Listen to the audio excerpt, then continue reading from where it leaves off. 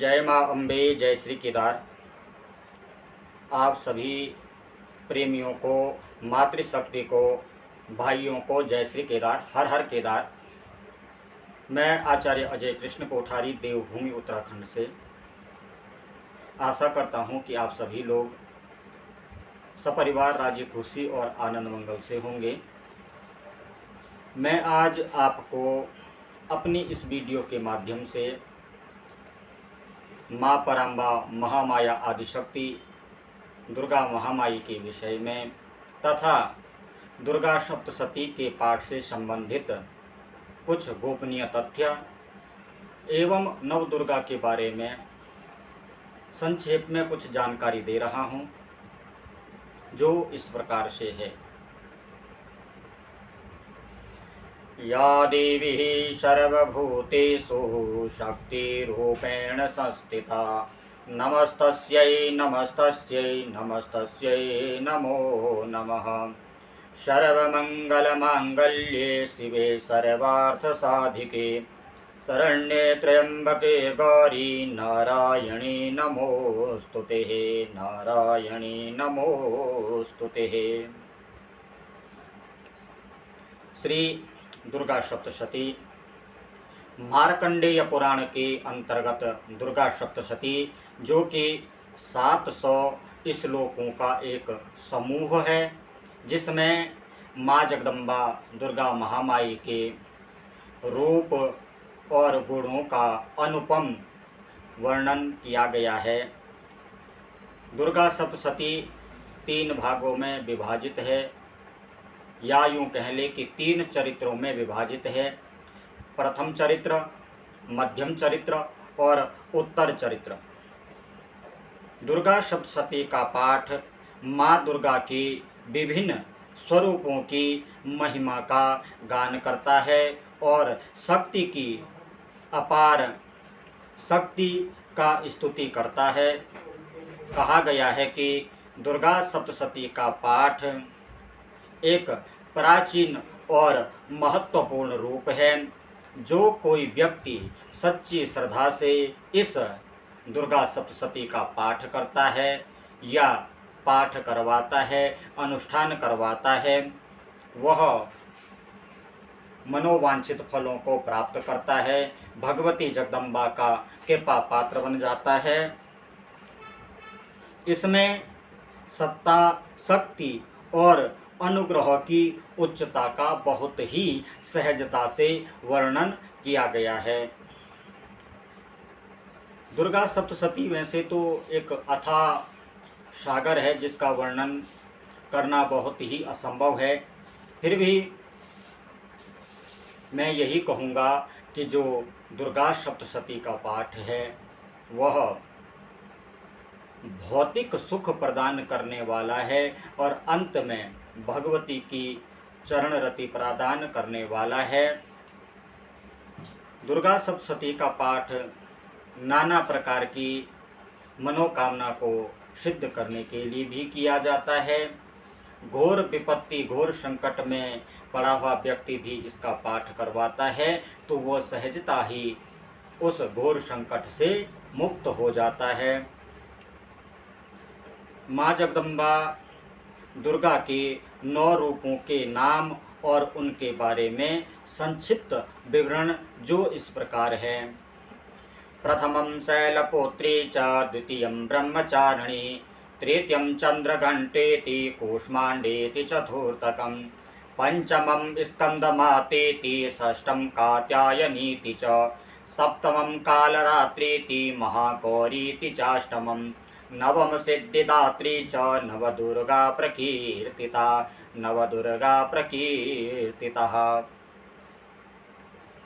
जैसा कि इस स्तुति से विदित होता है कि इसमें भगवती के 9 रूपों का नाम लिया गया है, जिसमें कि प्रथम शैलपुत्री का वर्णन किया गया है, जो कि पर्वतराज की पुत्री है। यह शक्ति और समर्पण का प्रतीक है। उन्हें नवरात्रि में पहले दिन पूजा जाता है। भगवती शैलपुत्री की पूजा नवरात्रि के प्रथम दिन में की जाती है और दूसरी भगवती हैं ब्रह्मचारिणी। तप और साधना की जिन्हें देवी माना जाता है, यह ज्ञान और ज्ञानवर्धन का प्रतीक है। इन्हें साधना और तप की प्रेरणा के लिए पूजा जाता है। इनकी पूजा नवरात्रि के दूसरे दिन में की जाती है। तीसरा है चंद्र घंटा। इनका नाम है चंद्र और घंटा। ये युद्ध और विजय की देवी हैं। इनकी आराधना से भक्तों को भय से मुक्ति मिलती है और जो शत्रुओं का आक्रामक द्वेष भक्तों के ऊपर बना रहता है, उससे छुटकारा मिल जाता है। चौथी हैं कूष्मांडा। यह ब्रह्मांड की सृष्टिकर्ता शक्ति हैं। इन्हें स्वास्थ्य और समृद्धि के लिए पूजा जाता है। उत्तम स्वास्थ्य की प्राप्ति हेतु, रोग व्याधियों के निवारण हेतु इनकी पूजा विशेष फलदायी मानी गई है। उसके बाद हैं स्कंद माता। ये भगवान स्कंद की माता हैं। ये जो हैं कि भक्तों को प्रेम और सुरक्षा प्रदान करती हैं। इन्हें नवरात्रि के 5वें दिन में पूजा जाता है। फिर उसके बाद हैं कात्यायनी। ये युद्ध और विजय की देवी हैं। इन्हें दुर्गा सप्तशती में बहुत सम्मान दिया गया है और भक्तों को हर संकट से उबारने वाली ये देवी हैं। उसके बाद हैं कालरात्रि। ये जो हैं कि अंधकार और बुरी शक्तियों का नाश करने वाली देवी हैं। इनकी पूजा से सभी प्रकार के भय, कष्ट, दुख और दरिद्रता दूर होते हैं। 8वीं है महागौरी। ये पवित्रता और शुद्धता का प्रतीक हैं। इनकी आराधना से मानसिक शांति और स्थिरता मिलती है।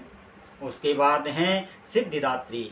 ये सभी प्रकार की सिद्धियों और इच्छाओं की पूर्ति करने वाली हैं। इनकी कृपा से भक्तों को सभी प्रकार की सिद्धियां प्राप्त हो जाती हैं। नवदुर्गा जो हैं कि नवरात्रि में नौ दुर्गा के पाठ का विधान है। दुर्गा पाठ के विषय में कहा गया है, अब हम ज़्यादा तो नहीं कहेंगे, पर आजकल देखा देखी में कतिपय जगह देखने के लिए मिलता है कि अर्थ का अनर्थ हो रहा है और जिसके कारण यजमान को पाठ का पूर्ण फल प्राप्त नहीं होता है। अपितु हमने देखा है कि कई जगह पाठ करवाने के बाद भी, पूजा करवाने के बाद भी यजमान का कार्य सिद्ध नहीं हो पाता या सफल नहीं हो पाता। तो उसका मुख्य कारण है स्पष्ट उच्चारण, जो कि एक बहुत बड़ी कमी कहूँगा कि कमी है, क्योंकि अर्थ का अनर्थ होने से बहुत कुछ उल्टा पुल्टा हो जाता है। अतः किसी भी पाठ, किसी भी पूजा को करने से पहले उस पूजा पाठ से संबंधित जानकारी को अवश्य समझ लेना चाहिए, ताकि उस पाठ में, उस पूजा में आपके द्वारा या आपके ब्राह्मण के द्वारा कोई कमी ना रहे और आपका पाठ सुगमता से पूर्ण सिद्ध हो जाए। ठीक इसी प्रकार आज मैं आपको दुर्गा पाठ से संबंधित कुछ गोपनीय तथ्य बता रहा हूं, जो इस प्रकार हैं। कहा गया है कि यदि दुर्गा पाठ करने में एक भी त्रुटि रह जाती है तो वह चंडी पाठ व्यर्थ जाता है।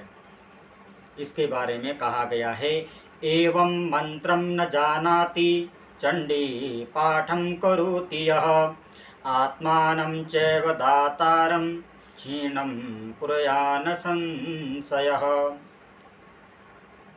कि जो मंत्र नहीं जानता जो तंत्र नहीं जानता, जो इसका स्पष्ट उच्चारण नहीं जानता, यदि वह व्यक्ति दुर्गा पाठ को करता है तो उसका पाठ निष्फल जाता है, उसके पाठ का कोई फल नहीं होता है। और दूसरी तरफ कहा गया है कि दुर्गा सप्तशती के पाठ से पूर्व कवच, अर्गला तथा कीलक का क्रमशः पाठ होना चाहिए। यूँ तो दुर्गा सप्तशती के 6 अंग हैं, जैसे कि कवच, अर्गला, कीलक और तीनों रहस्यम। ये ही दुर्गा सप्तशती के 6 अंग हैं। अतः दुर्गा सप्तशती के मूल पाठ से पूर्व दुर्गा कवच, अर्गला और कीलक का पाठ होना ही चाहिए तथा दुर्गा सप्तशती के पाठ के अंत में तीनों रहस्यों का पाठ अति आवश्यक माना गया है। अर्गला दुरितं हन्ति, कीलकं फलदं भवेत्, कवचं रक्षये नित्यं, तस्माद् पठेत। दुर्गा सप्तशती के एक ही दिन में अगर कई पाठ करने हों, माना कि दुर्गा सप्तशती के एक दिन में 5 पाठ करने हों, तो कवच, अर्गला और कीलक का एक ही बार पाठ करना चाहिए, बार बार पाठ नहीं करना चाहिए। दुर्गा सप्तशती के पाठ के अंत में तीनों रहस्यों का पाठ आवश्यक माना गया है। दुर्गा पाठ के प्रारंभ में और दुर्गा पाठ के अंत में एक माला यानी कि 108 बार नवार्ण मंत्र का उच्चारण अत्यंत आवश्यक माना गया है। और यदि एक दिन में अधिक पाठ करने हों तो दुर्गा सप्तशती के पाठ किए जाएं, तब भी पाठ के प्रारंभ और अंत में नवार्ण मंत्र का जप आवश्यक माना गया है। अब जैसे मैंने अभी बताया आपको, कवच, अर्गला और कीलक ये तीनों आवश्यक हैं, पर यदि आपने एक से अधिक पाठ करने हों, जैसे 3, 5, 7, 11 पाठ करने हों, तो उसमें आपको कवच, अर्गला और कीलक ये एक ही बार करना है, पर नवार्ण मंत्र का जाप प्रत्येक पाठ के प्रारंभ और अंत में होना आवश्यक है। दुर्गा के प्रत्येक पाठ के प्रारंभ में रात्रि सूक्त और अंत में देवी सूक्त का पाठ करना चाहिए। दुर्गा पाठ करते समय अध्याय के अंत में इति कहने से लक्ष्मी का क्षय होता है और वध कहने से अपने कुल में दिक्कत परेशानियां आती हैं, और अध्याय कहने से अपने प्राणों पर यानी कि अपने शरीर पर कोई समस्या आती है। इसके बारे में कहा गया है। अब ये मुझे तो नहीं पता ये श्लोक कहाँ से लिया गया है, पर एक श्लोक में कहा गया है, इति शब्दो हरेर्लक्ष्मी वदः कुल्लविनाशकः, अध्यायो हरते प्राणान् मार्कंडेयादिकं वदेत्। मार्कंडेय जी कहते हैं कि इति, वध और अध्याय शब्द का दुर्गा सप्तशती के अंत में आप उच्चारण ना करें। इसके बजाय आप ये कह सकते हैं, ओम जय जय मार्कंडेय पुराणे सावर्णिके मनवंतरे देवी महात्म्ये सत्या संतु जगदम्बार्पणमस्तु। इस प्रकार से आप कह सकते हैं। दुर्गा पाठ करते समय अध्याय के मध्य में विराम नहीं करना चाहिए। यदि किसी कारणवश विराम करना हो तो पुनः उस अध्याय का प्रारंभ से ही पाठ करना चाहिए।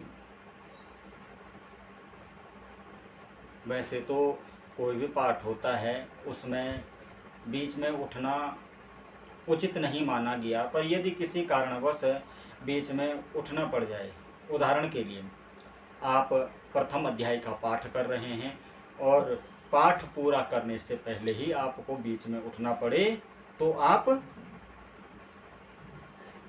उस अध्याय को दोबारा से प्रारंभ करेंगे।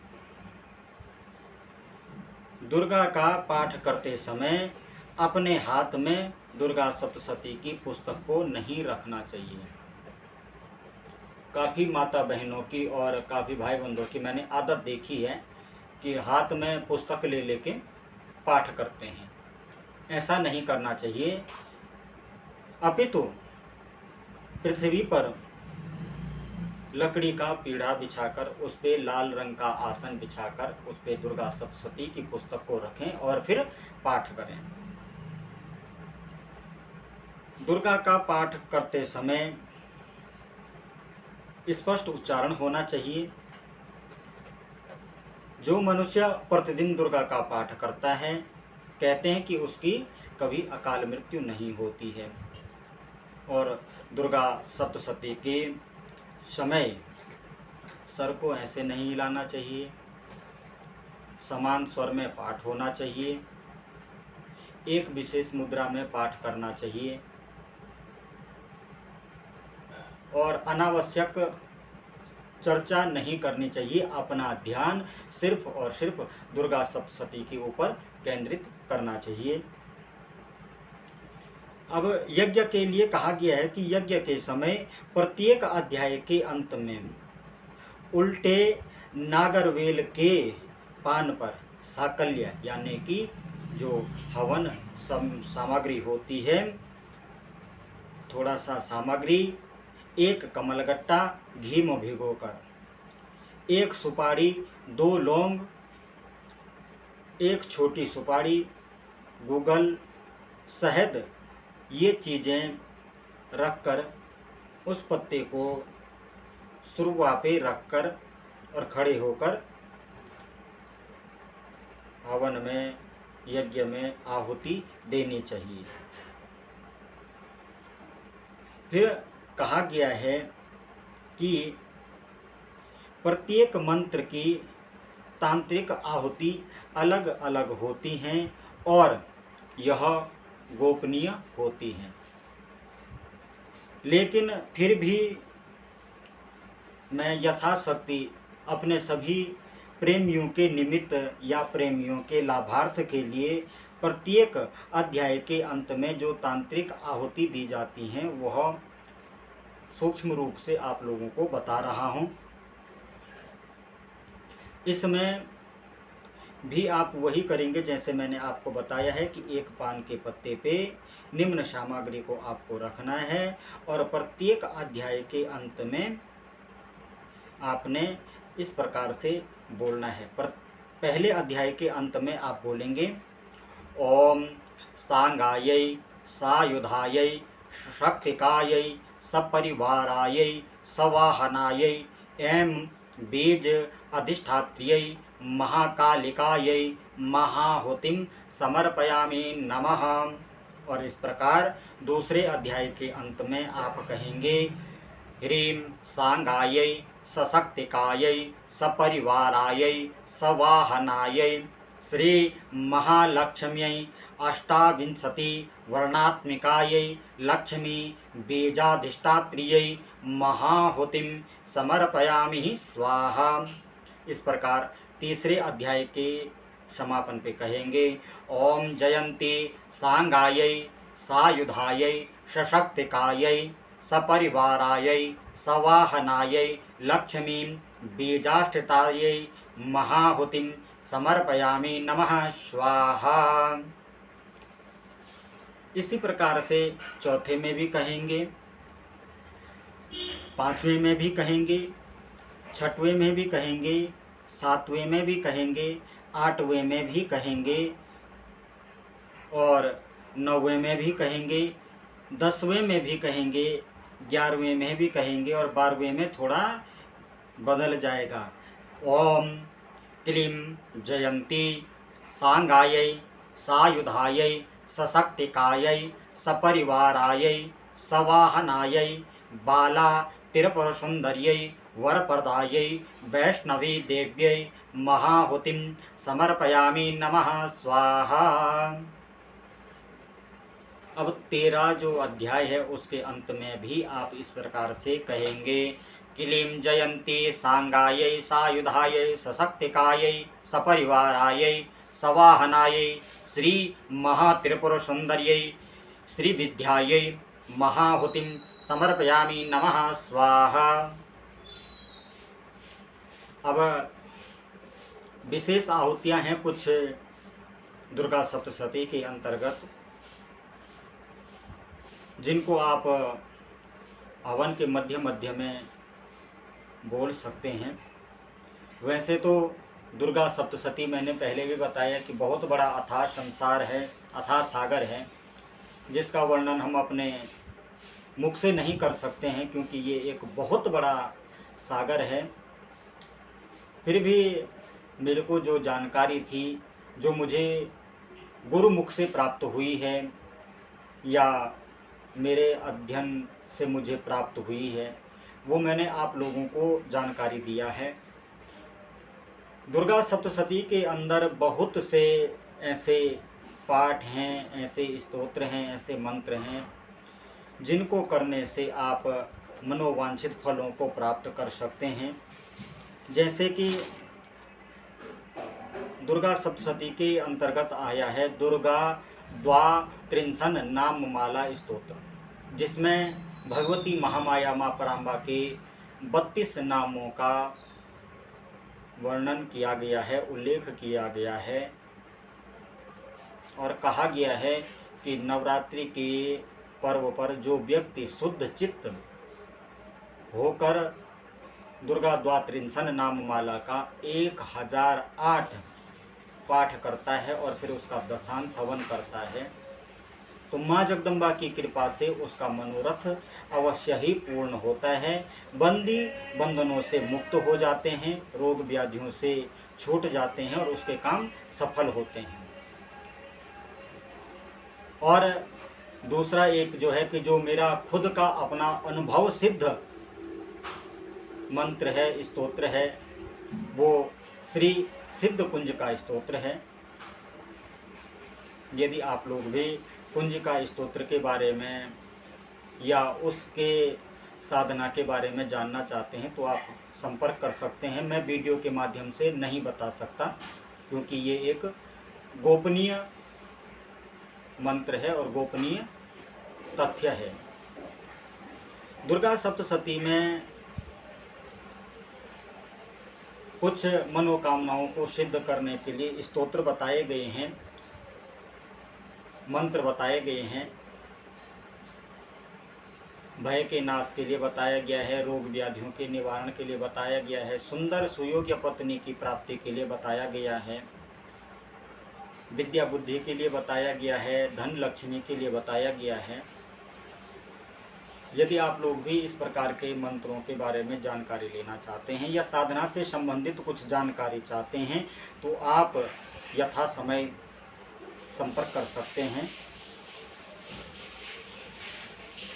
यदि आप लोगों को मेरे द्वारा दी गई जानकारी अच्छी लगी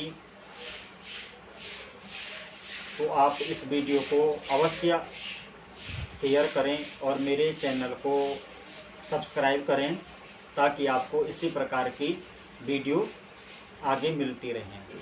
और पुनः एक बार करबद्ध प्रार्थना है कि जिस व्यक्ति को, जिस माता को, बहन को मेरी वीडियो, मेरी बोली भाषा से कोई दिक्कत परेशानी हो तो वो पर्सनली मुझसे संपर्क कर सकते हैं। पर सोशल मीडिया पे कोई भी अभद्र कमेंट ना करें, अभद्र टिप्पणी ना करें। पुनः आप सभी के लिए जय श्री केदार, हर हर केदार। माँ जगदम्बा की कृपा आप सभी पर बनी रहे। जय श्री केदार, हर हर केदार, जय माँ अम्बे।